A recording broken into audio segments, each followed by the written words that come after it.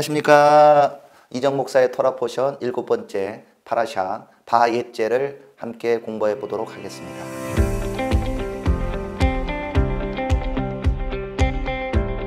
바엣제라는 뜻은 그리고 그가 갔다라는 히브리어 말입니다. 여기서 제목이 나왔고요.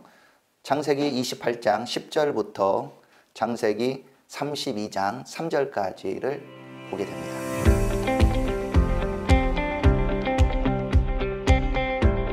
창세기 28장 10절에서 나오는 말씀으로 바엣제 야콥 미베에르 샤바 바예레크 하라나 야곱이 부엘세바에서 떠나 하란으로 향하여 가더니 야곱이 하란으로 떠나는 것은 마치 창세기 12장 1절 우리 레클레카에 나온 것처럼 여호와께서 아브라함에게 이르시되 너는 너의 고향과 친척과 아버지의 집을 떠나 내가 내게 보여줄 땅으로 가라 라는 말씀처럼 그도 이제 자신의 집 아버지 이삭과 리브가를 떠나 자신이 새로운 곳 아버지까지 한 번도 가보지 못한 하란을 향하여 출발하게 됩니다. 이것은 야곱이 이전까지 어머니와 아버지 품에 있었던 사람에서 떠나서 이제는 정식적으로 아브람과 이삭의 약속의 계보를 잇는 계승자로서 준비되는 여정이라 할 수 있습니다. 오늘 보는 파라샤는 이 여정을 시작하고 돌아오는 과정까지 20년에 거는 것을 요약하는 시간이 되겠습니다. 이 좋은 여정을 떠나는데 사실은 상황은 그렇게 좋은 상황은 아닙니다. 바로 아버지를 자기가 속여서 축복은 받았지만 너무 화가 난 에서가 그를 죽이려고 하기 때문에 그는 떠나고 싶지 않아서 사실 억지로 떠나는 겁니다. 그리고 살기 위해서 뭔가를 준비해서 가는 것도 아닙니다. 그래서 도망자로서 가게 되고 그는 도망가다가 돌베개를 지고 잠을 자게 됩니다. 그런데 28장 11절에 보면 한 곳에 이르러는 해가 진지라 거기서 유숙하려고 그곳에 한 돌을 가져다가 베개로 삼고 거기 누워 자더니 꿈에 본즉 사닥다리가 땅 위에 서 있는데 그 꼭대기가 하늘에 닿았고 또 본즉 하나님의 사자들이 그 위에서 오르락 내리락 하고 자기가 생각하기는 아버지 이삭과 하나님 함께 계신 줄 알았는데 도망자인 야곱 자신에게도 하나님이 나타난 겁니다. 꿈속에서 전혀 생각하지도 않는 장소에서 광야에서 거기서 하나님이 그에게 나타나서 하늘 사다리를 보여주게 됩니다. 그리고 거기서 이제 계약 당사자로서 언약의 계승자로서 야곱에게 말씀하십니다. 또 본즉 여호와께서 그 위에 서서 이르시되 나는 여호와니 너의 조부 아브라함의 하나님이요 이삭의 하나님이라 내가 누워있는 땅을 내가 너와 내 자손에게 주리니 내 자손이 땅의 티끌같이 되어 내가 서쪽과 동쪽과 북쪽과 남쪽으로 퍼져 나갈지며 땅의 모든 족속이 너와 내 자손으로 말미암아 복을 받으리라. 이 말씀 그대로 이 말씀은 아브라함에게 주셨던 언약의 말씀과 일맥상통하고 이삭에게 주셨던 약속과 일맥상통합니다. 이제 에서냐 야곱이냐 이것이 아니라 하나님은 분명하게 야곱에게 아버지와 할아버지와 맺었던 언약을 재확인시켜 줍니다. 그래서 이제 여정을 떠나는데 함께 하겠다고 말씀하십니다. 15절부터 보면은 내가 너와 함께 있어 내가 어디로 가든지 너를 지키며 너를 이끌어 이 땅으로 돌아오게 할지라 내가 내게 허락한 것을 다 이루기까지 너를 떠나지 아니하리라 하신지라. 네, 도망자라고 생각해서 나는 인생의 실패자인 것 같아. 나 인생을 어떻게 살아야 될까? 그런데 하나님은 여기서 아버지와 할아버지에 줬던 언약도 재확인시킬 뿐만 아니라 내가 너를 가는 여정까지 함께하고 너에게 약속한 것 다 이룰기까지 떠나지 않겠다고 약속하십니다. 놀라운 약속을 하시는 거죠. 그래서 야곱은 이곳이 바로 하나님의 집이구나 라고 이름을 붙이게 됩니다. 16절에 보면 야곱이 잠이 깨어 이르되 여호와께서 과연 여기 계시거늘 내가 알지 못하였도다. 이에 두려워하여 이르되 두렵도다 이곳이여 이것은 다름 아닌 하나님의 집이요 이는 하늘의 문이로다 하고 야곱이 아침에 일찍 일어나 베개로 삼았던 돌을 가져다가 기둥으로 세우고 그 위에 기름을 붓고 그곳 이름을 베델이라 하였더라. 이 성의 옛 이름은 누스더라. 야곱이 지금 생각지 못한 여정을 떠나는 것 같지만 하나님은 여기에 함께 하십니다. 그래서 야곱이 드디어 깨달았어요. 아, 이곳에도 하나님이 계시는구나. 이곳이 하나님의 집이구나. 이것이 하늘의 문이구나. 하늘과 열린 사닥다리가 있는 곳이구나. 깨닫게 됩니다. 그래서 그곳을 기념하기 위하여 기름을 부으며 베이트 엘, 하나님의 집이라고 말하는 거죠. 하나님이 거하는 곳. 그 전에까지 생각하기는 하나님은 우리 아버지와 어머니와 있는 부모님의 집에만 계신 줄 알았는데 내가 어디를 가든지 함께 하시는구나. 하나님의 임재가 이 광야에도 있구나. 하나님이 이 여정 가운데 함께 하고 있구나라는 것을 듣고 그는 희망을 가지고 가게 됩니다. 그리고 그가 서원을 하게 됩니다. 야곱이 서원하여 이르되 하나님이 나와 함께 계셔서 내가 가는 이 길에서 나를 지키시고 먹을 떡과 입을 옷을 주시어 내가 편안히 아버지 집으로 돌아가게 하시오면 여호와께서 나의 하나님이 되실 것이요 내가 기둥으로 세운 이 돌이 하나님의 집이 될 것이요 하나님께서 내게 주신 모든 것에서 10분의 1을 내가 반드시 하나님께 드리겠나이다 하였더라. 하나님이 약속하신 거를 야곱이 이제 반응합니다. 아, 하나님 함께 하신다면 저도 하나님께 대해서 10분의 1도 드리고 이곳이 하나님의 집이 될 것입니다. 근데 이것을 보면 조금 뭔가 아쉬운 것이 느껴져요. 하나님 야곱을 불렀지만 야곱은 하나님 말을 정확하게 보면 믿지 않는 거죠. 그냥 약간 인도해 주시면, 분명히 인도해 주겠다고 약속했잖아요. 그런데 인도에 함께 하신다면 제가 이렇게 드리겠습니다. 그럼 나중에 우리가 지나서 보면 야곱은 또 이 약속을 지키지 않습니다. 근데 바에제는 하란으로 출발한다고 하고 또 돌아올 때 어떻게 끝나게 되냐면 야곱이 길을 가는데 하나님의 사자들이 그를 만난지라 야곱이 그들을 볼 때 이르기를 이는 하나님의 군대라 하고 그 땅 이름을 마하나임이라 하였더라. 바에제는 하란으로 출발한다. 그리고 돌아온다. 딱 그 사이의 메시지인데 이 메시지가 끝나고 야곱은 베델로 가서 이 약속을 지켜야 되잖아요. 근데 지키지 않습니다. 네. 야곱은 뭔가가 하나님이 그를 만들어가고 계시지만 아직까지는 확 완성된 게 아니라 마치 하나님께서 아브라함을 빚으시고 이삭을 빚으시는 것처럼 야곱을 빚어가는 여정을 이제 시작한 겁니다. 삼촌 라반의 집에 가서 그의 딸 라헬을 보는 순간 그냥 한눈에 반해버립니다. 그래서 라반에게 요구하기를 라반의 당신의 딸 라헬을 저에게 주십시오라고 얘기하게 되죠. 그래서 16절에 보면 라반에게 두 딸이 있으니 언니의 이름은 레아요 아우의 이름은 라헬이라. 레아는 시력이 약하고 라헬은 곱고 아리따우니 야곱이 라헬을 더 사랑함으로 대답하되 내가 외삼촌의 작은 딸 라헬을 위하여 외삼촌에게 7년을 섬기리이다. 라반이 이르되 그를 내게 주는 것이 타인에게 주는 것보다 나으니 나와 함께 있으라. 야곱이 라헬을 위하여 7년 동안은 라반을 섬겼으나 그를 사랑하는 까닭에 7년을 며칠같이 여겼더라. 자, 바에제는 야곱이 하나님의 사람으로 세워지는 여정인데 그 여정 중에 제일 중요한 것이 결혼하는 겁니다. 이 이삭과 그 어머니가 리브가가 이 라반의 집에 보낸 이유는 바로 가나안 땅에 있는 여인들과 결혼하지 아니하고 믿음의 사람을 만나서 결혼하라고 사실 여정을 떠나게 한 거거든요. 아내를 구하는 여정입니다. 그래서 자기가 생각하는 나이를 그 사람을 생각하고 열심히 봉사합니다. 7년을 수일처럼. 그래서 이걸 보면서 야, 우리 남편들이 얼마나 아내를 사랑해야 되는지를 참 도전이 되는 것 같습니다. 아내를 사랑하기에 그는 수일처럼 7년을 보내게 됩니다.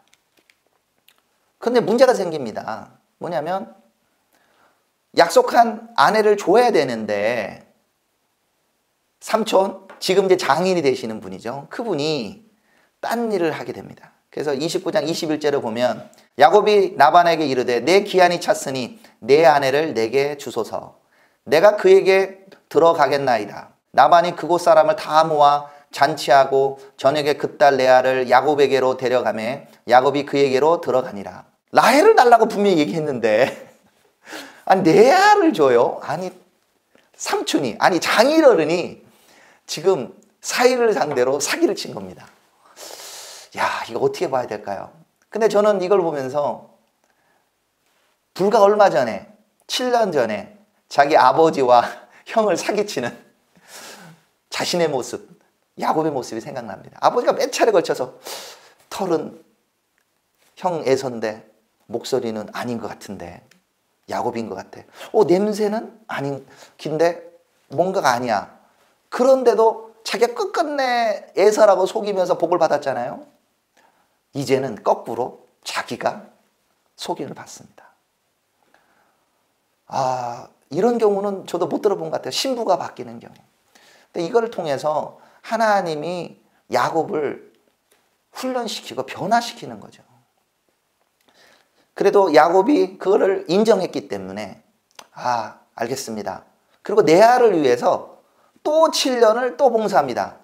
그런데 30절에 보면은 야곱이 또한 라헬에게로 들어갔고 그가 레아보다 라헬을 더 사랑하고 다시 7년을 라반에게 봉사하였더라. 라헬을 사랑하기 때문에 또 7년을 또 봉사해요.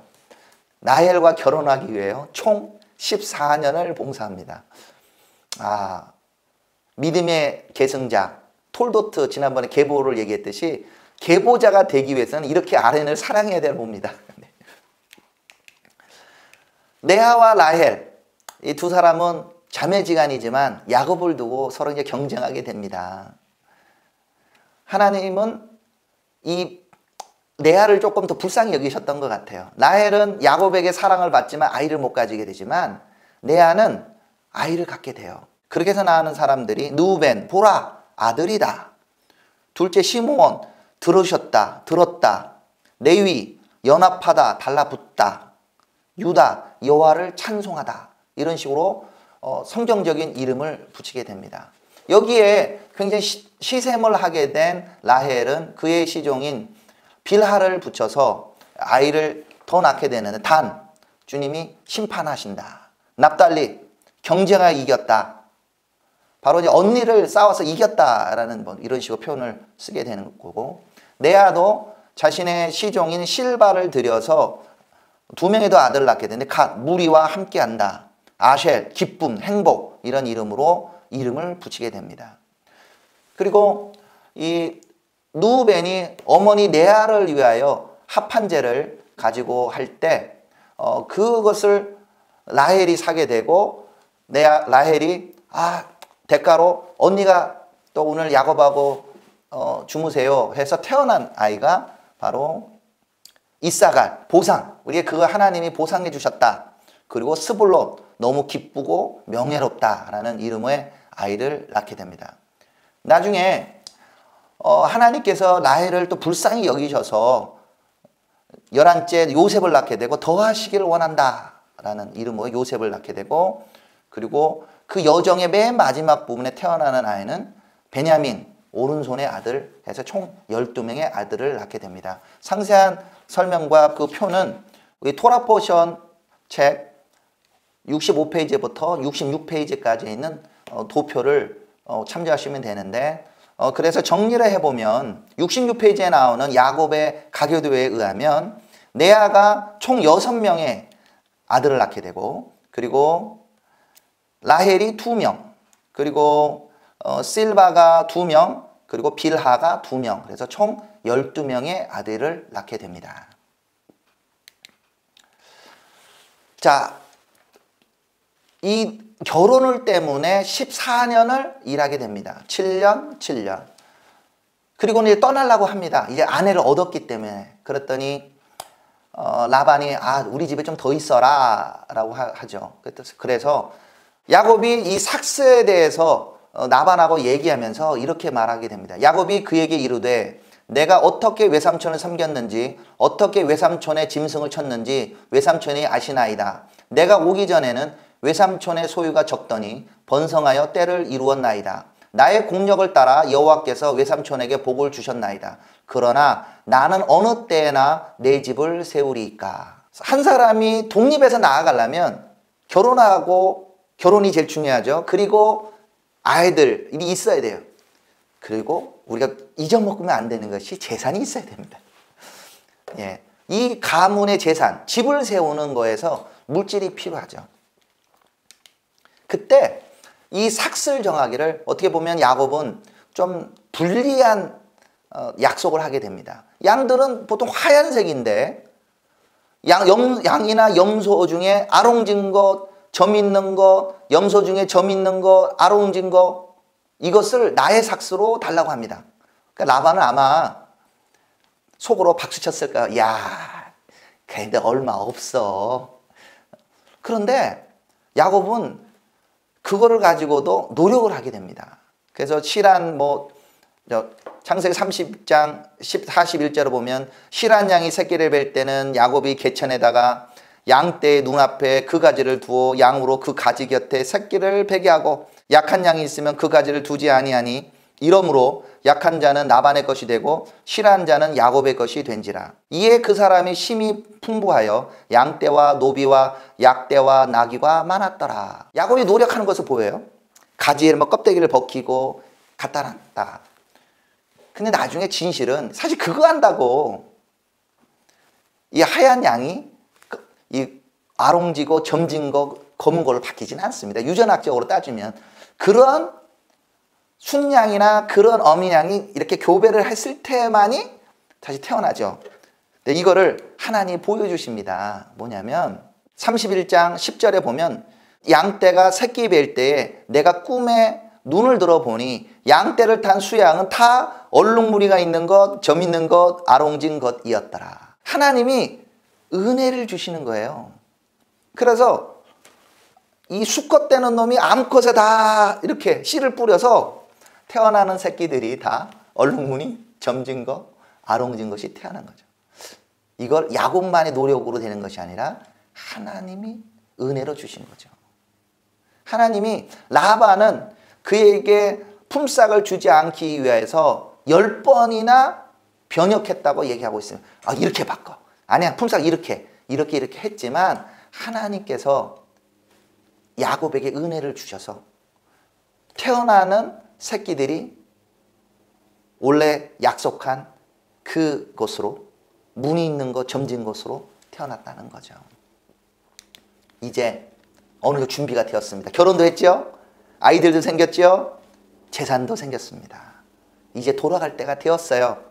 그래서 31장 11절에 꿈에 하나님의 사자가 내게 말씀하시기를 야곱아 하기로 내가 대답하기를 여기 있나이다 하매 가라사대 내 눈을 들어보라. 양떼를 탄 순양은 다 얼룩무늬가 있는 것, 점 있는 것, 아롱진 것이니라.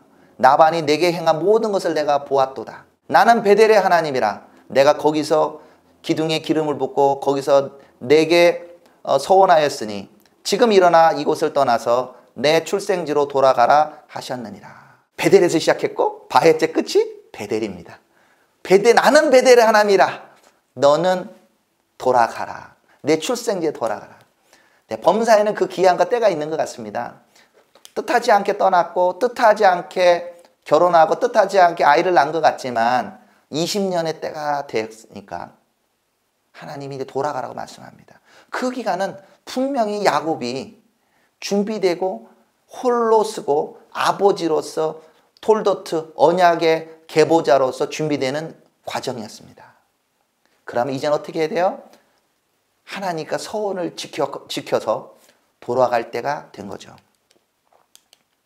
그래서 나반과 결별을 준비하게 됩니다. 그런데 나반에게 그냥 솔직히 보내주십시오 말하기가 조금 부담스러웠는지 그냥 몰래 도망칩니다.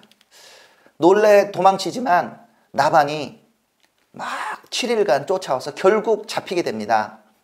그래서 거기서 좀 싸움이 날 수도 있었지만 야곱이 라반에게 분명히 얘기하죠. 아니 제가 외삼촌을 위하여 내가 잘못한 게 뭐가 있습니까? 두 딸을 위하여 내가 14년의 일을 했고 외삼촌 양떼를 위하여 6년을 내가 봉사를 했으면 그리고 당신이 나에게 품삯을 준다는 것도 10번이나 변약하셨는데 하나님이 나를 생각하셔서 당신이 나를 공수로 보내려고 했지만 이렇게 때를 이루고 가도록 해주셨습니다 라고 얘기하죠.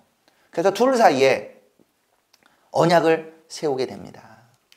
나반은 그것을 여갈사하두다, 아람어로 증거의 무더기라고 칭하게 되었고, 야곱은 그것을 갈르엣, 히브리어로 증거의 무더기라고 말하면서 둘 사이가 공식적으로 이제 결별하게 됩니다. 근데 이 결별을 통해서 우리가 또 배울 점은 뭐냐면, 그 나반은 마치 그들의 선조인 데라가 하란에 머물렀던 것처럼 나반은 하나님의 여정을 쫓아가기를 사실 거부하는 겁니다. 그는 여전히 자신의 신을 섬기고 있었고 이들을 쫓아와서 드라빔을 어딨냐고 찾습니다. 32절에 외삼촌의 신은 뉘게든 찾든지 그는 살지 못할 것이요 우리 형제들 앞에서 무엇이든지 외삼촌의 것이 발견되거든 외삼촌에게로 취하소서 하니 야곱은 라헬이 그것을 도적질한 줄을 알지 못함이었더라. 아버지 집을 떠날 때 몸만 떠나는 게 아니라 사실은 아버지 집에 있는 우상을 떠나야 되거든요. 그 전 할아버지 아브라함이 본토 친척 아버지 집을 떠날 때 버리고 온 것처럼 떠나와야 되는데 야곱의 아내, 가장 사랑하던 아내 라헬은 그 드라빔을 갖고 왔다는 거죠. 결국 어떤 결과가 납니까? 우리 다음 주에 우리 함께 공부하겠지만 그걸로 인해서 자기 딸 디나가 강간당하고 그리고 세겜 땅에서 살인이 벌어지고 이 34장이 있죠. 그리고 나서야 베델로 돌아가라 말씀했죠. 베델에서 시작해서 베델로의 하나님으로 끝나야 되는데 에서를 만났는데 베델로 안 돌아가요 사실은. 그리고 35장에 됐을 때 너는 베델로 올라가라. 약속을 지켜라고 하나님 말씀합니다. 그때 야곱은 자신 집에 있던 여러 가지 우상들을 다 땅에 버리고 베델로 올라가게 됩니다. 그리고 그 과정에서 라헬은 35장 그 베델로 올라가고 난 다음에 그는 출산하다가 결국 죽게 됩니다. 그러니까 우리가 우리의 여정을 가는데 하나님을 쫓아갈 때 우리 육신의 부모와 관계를 어떻게 해야 될 것인가. 육신의 부모를 존중을 해야지만 그분들에 있는 죄, 우상 이것과도 결별해야 되는 겁니다. 바헷제 여정을 한번 정리해 보겠습니다. 바헷제는 바로 아내를 구하는 여정이었습니다. 그래서 우리 지난주 톨도트의 맨 마지막에 이렇게 말하죠. 이삭이 야곱을 불러 그에게 축복하고 또 당부하여 이르되 너는 가나안 사람의 딸들 중에서 아내를 맞이하지 말고 일어나 바담 아람으로 가서 내 외조부 부두엘의 집에 이르러 거기서 내 외삼촌 나반의 딸 중에서 아내를 맞이하라. 아브라함의 허락하신 복을 내게 주시되 너와 함께 내 자손에게도 주사 하나님이 아브라함에게 주신 땅 곧 내가 거류할 땅을 내가 차지하게 하시기를 원하노라. 분명히 이삭은 좀 늦게 깨달았지만 야곱이 아브라함과 이삭과 언약을 이을 그리고 그 땅을 계승할 사람이라는 걸 알았습니다. 근데 그 시작은 어디예요? 결혼함으로 시작됩니다. 그리고 이 여정의 시작은 바로 결혼을 위하여 출발하는 거죠. 결혼을 통하여 결국 뭘 세우는 겁니까? 바로 믿음의 가정을 세우는 겁니다. 언약의 계승자로서 준비되는 과정이에요. 창세기 2장 24절에 보면 이러므로 남자가 부모를 떠나 그의 아내와 합하여 둘이 한 몸을 이룰지로다. 부모를 떠난다는 그 말은 물리적으로도 떠나고 심리적으로도 떠나고 재정적으로 독립되는 겁니다. 근데 이게 보시면 야곱은 자기 아버지의 집 어머니의 밑에 있을 때는 어머니가 다 해줘요. 심지어는 축복받을 때도 고기를 잡아서 요리해 주는 사람 누구예요? 어머니였어요. 그냥 마마보이처럼 그냥 살아 있었어요. 근데 독립된 하나님의 약속된 계승자로서는 그는 물리적으로도 준비되고 심리적으로도 준비되어야 되는 거죠. 그 여정, 바헷제의 여정 가운데는 굉장히 고난의 여정이었습니다. 하나님이 분명히 함께 하셨어요. 그렇지만 그는 에서를 피해서 가는 여정이었고, 하란에서 자기 장인이 자기를 속이고 또 속이고 또 속이고, 그리고 자기 아내들이 서로 치고받고 싸우고, 그런 와중에서 그는 자신의 부르심을 확인하게 되는 겁니다. 야곱은 그 전에 이삭을 통해 이 축복을 받기 위해서 속임을 통해서 가지게 됐어요. 근데 그 속임의 결과가 어떻게 됩니까?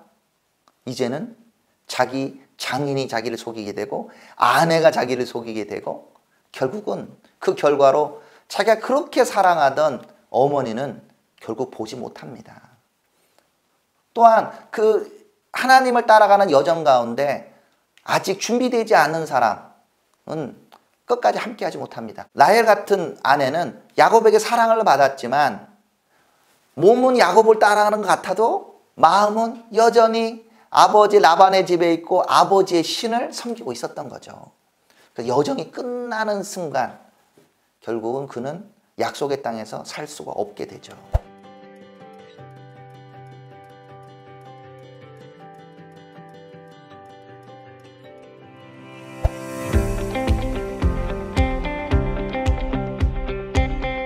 하프타라라는 말씀을 보도록 하겠습니다. 호세아서 12장 12절부터 14장 9절까지 말씀인데요. 여기에서 야곱의 여정, 바헷제를 이렇게 딱 한마디로 정의합니다. 야곱이 아람의 들로 도망하였으며 이스라엘이 아내를 얻기 위하여 사람을 섬기며 아내를 얻기 위하여 양을 쳤고, 바헷제는 한마디로 아내를 얻기 위한 여정이었다. 아내를 얻기 위해서 라반과 사람을 섬기고 아내를 얻기 위하여 양을 쳤다는 거죠. 그래서 우리가 믿음의 가문을 이루고 언약의 계보를 세우기 위해서 가장 중요한 것은 이 결혼으로부터 시작한다. 근데 라헬이 이 여정을 끝나면서 자신 아버지 집의 우상 숭배를 버려야 되는데 버리지 못해서 죽는 것처럼, 호세아는 에브라임이 여전히 우상을 버리지 못하는 것을 꾸짖습니다. 그래서 토라포션 우리 저자가 뭐라고 말합니까? 하나님의 섭리와 보호하심으로 그들의 조상 야곱과 그들이 광야에서 겪은 여정 동안 온 열방은 그들을 존귀한 자로 만드셨음에도 불구하고 야곱의 자녀들은 우상 숭배로 돌아섰고 그들을 보호하는 자인 아수르에게 헛된 소망을 두게 되었다. 바헷제 여정을 마치고 돌아오는 과정이 있습니다. 그리고 완전히 하나님을 믿고 따라가야 되는데 야곱의 자손들이 이런 실수를 반복했다는 거죠. 그래서 결국 어떻게 됩니까? 심판이 임한다고 호세아가 경고하고 있습니다. 내가 저희를 음부의 권세에서 속량하며 사망에서 구속하리니 사망아 내 재앙이 어디 있느냐? 음부야 내 멸망이 어디 있느냐? 뉘우침이 내 목전에 숨으리라. 이들 가운데 사망과 멸망이 있어요. 근데 이들이 뉘우쳐야 되는데 안 하고 있다는 거죠. 그래서 호세아서 14장 1절에 그래도 하나님이 이들을 기다리고 계신다고 말씀하고 있습니다. 이스라엘아, 내 하나님 여호와께로 돌아오라. 내가 불의함을 인하여 엎드러졌느니라. 하나님은 말씀합니다. 빨리 내 본토 친척 아비집을 떠나라고 말하고 있습니다. 그 여정을 아브라함이 했고 이삭이 했고, 그리고 오늘 본문의 말씀처럼 야곱이 그 여정을 하고 있습니다. 우리도 똑같이 레크레카 바헷제 여정을 하는 겁니다. 하나님께 돌아가고 그분만을 섬기기를 원합니다.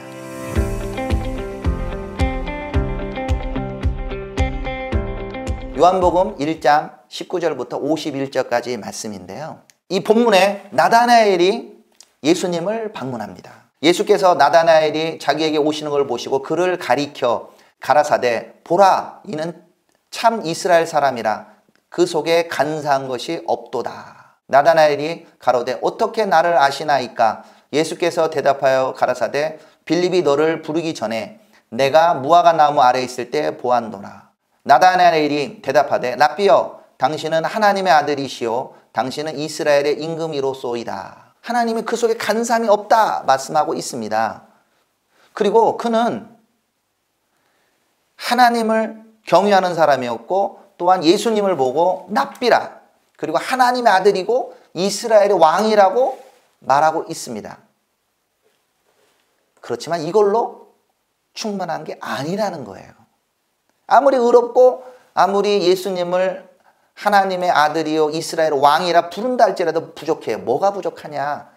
그 다음의 말을 보면 알 수 있습니다. 50절에 예수께서 대답하여 가라사대 내가 너를 무화과 나무 아래서 보았다 함으로 믿느냐? 이보다 더 큰 일을 보리라. 또 이르시되 진실로 진실로 너희에게 이르노니 하늘이 열리고 하나님의 사자들이 인자 위에 오르락 내리락 하는 것을 보리라 하시니라. 네, 나다나엘은 다른 어떤 사람보다 거룩하고 주님을 제대로 부르고 있는 사람이지만 주님은 여기서 분명히 얘기해 주는 거예요. 오직 네가 아무리 의로운 것 같은 사람이고 네가 제대로 알고 있더라도 나를 통하여서만 아버지 하나님께 이룰 수 있다고 말씀하시는 거죠. 곧 그분만이 길이요 진리요 생명입니다. 나로 말미암지 않고는 아버지께로 올 자가 없느니라. 요한복음 14장 6절의 말씀처럼 예수님 분명히 말씀하시는 거예요. 내가 길이다. 아버지께로 가는 하늘 사다리다 라고 말씀하시는 겁니다. 또한 이것을 통하여 우리가 볼 수 있는 것은 하늘 사다리가 처음 등장했던 이 베델, 아예제의 말씀처럼 이 예수와께서 진정한 하나님의 집이라는 것을 말씀하고 있는 거죠. 그래서 이 토라 포션 저자가 이렇게 쓰고 있습니다. 페이지 68페이지에 예수와는 진정한 성전, 하나님의 집, 베이트의 엘로힘이시며 그 집의 머릿돌 로시 핀나이시다. 그분은 하늘에서 땅으로 전달자이시다. 인자는 아담의 자녀들과 연결되는 하나님의 고리이다. 예수와는 새로운 베델, 즉 하나님의 거하시는 처소이다. 예수님이 하나님의 집이신 거예요. 그분 안에 있을 때만이 우리는 하나님을 만날 수 있고 그분의 영광을 체험할 수 있습니다. 다음 주는 바이슐라흐 그리고 그가 보냈다 말씀을 공부하도록 하겠습니다. 창세기 32장 3절부터 36장 43절까지. 하프타라 말씀은 오바댜 1장 1절부터 21절, 신약은 히브리서 11장 11절부터 20절, 마태복음 26장 36절에서 46절 겟세마네의 기도를 보고 오시면 되겠습니다. 감사합니다.